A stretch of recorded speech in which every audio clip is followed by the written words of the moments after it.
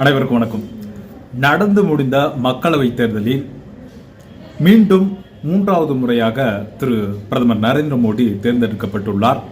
தமிழகத்தை பொறுத்த வரைக்கும் 40க்கு 40 என்ற மிகப்பெரிய ஒரு திமுக கூட்டணி பெற்றிருக்கு என்றுதான் அரசியல் விமர்சகர்கள் தொடர்ச்சியாக சொல்லிக்கிட்டே வந்தார்கள். அதுதான் தமிழகத்தில் நிறுவனம் ஆகியிருக்கு. மூன்றாவது இடத்திற்கு அதிமுக போயிருக்கு.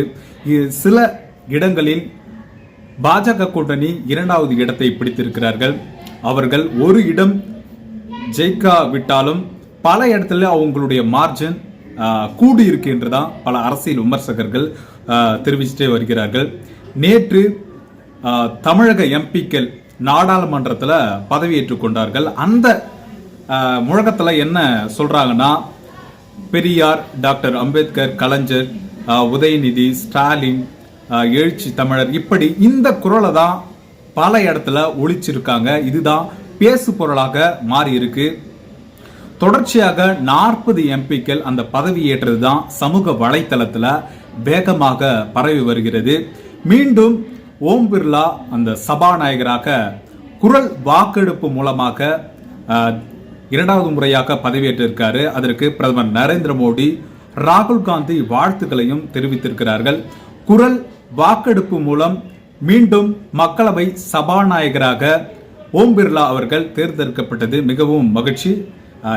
கொடிகுன்னில் சுரேஷ் அவர்கள் நேற்று வேட்புமனு தாக்கல் செய்திருக்கிறார்கள். ஆனால் அந்த வாக்கெடுப்பில் அவருக்கு கிடைக்கவில்லை. மீண்டும் பாஜகவை சேர்ந்த ஓம் பிர்லா தான் மீண்டும் மக்களவை சபாநாயகராக தேர்ந்தெடுக்கப்பட்டது அண்மை செய்தியாக பார்த்து கொண்டிருக்கிறோம். அதோடு மட்டும் இல்லாம விக்கிரவாண்டி மீண்டும் தமிழகத்துல இடைத்தேர்தல் சூடு பிடித்திருக்கு. அங்க திமுக வெர்சஸ் பாஜக கூட்டணிக்கு மிகப்பெரிய ஒரு களத்துல ஈடுபட்டு வருகிறார்கள். அதே போல நாம் தமிழர் கட்சி வேட்பாளர் டாக்டர் அபிநயா அவர்களும் களத்துல நிற்கிறாங்க.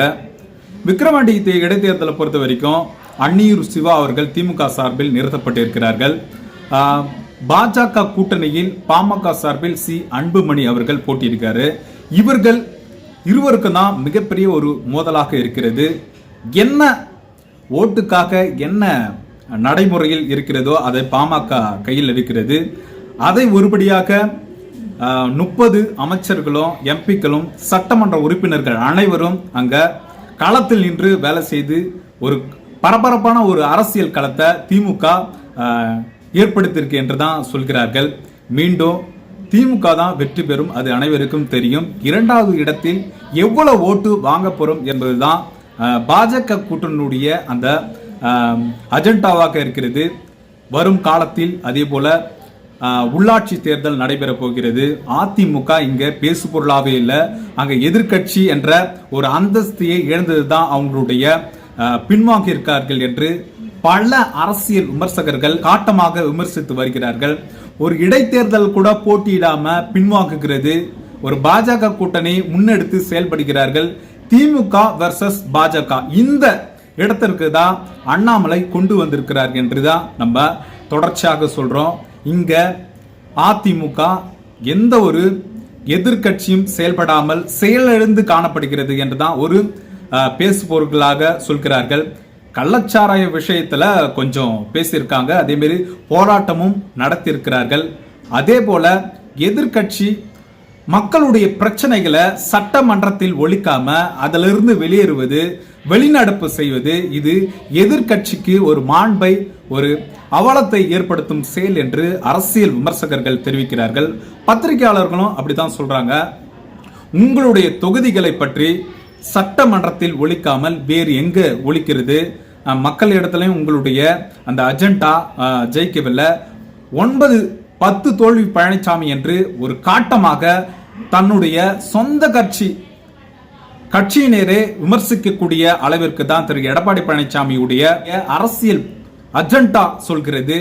ஒவ்வொரு இடத்துலையும் பாஜகவுக்கு எந்த ஒரு எதிர்ப்பை காட்டாம, ஆளுநர் RN ரவிக்கு எந்த ஒரு கண்டனத்தையும் பதிவு செய்யாம இதுவரைக்கும் ஒரு எதிர்கட்சி தலைவராக இருப்பது கண்டிக்கக்கூடியது. இது மிகப்பெரிய ஒரு திராவிட அரசியலுக்கு வழி வகுக்காது, மக்கள் ஏற்க மாட்டார்கள், இப்படி பலவற்றை சொல்கிறார்கள். வரும் காலத்தில் தமிழக அரசியல் பற்றி நம்ம தொடர்ச்சியாக பேச போறோம். மீண்டும் ஒரு அடுத்த நிகழ்வில் சந்திக்கிறேன். நன்றி, வணக்கம்.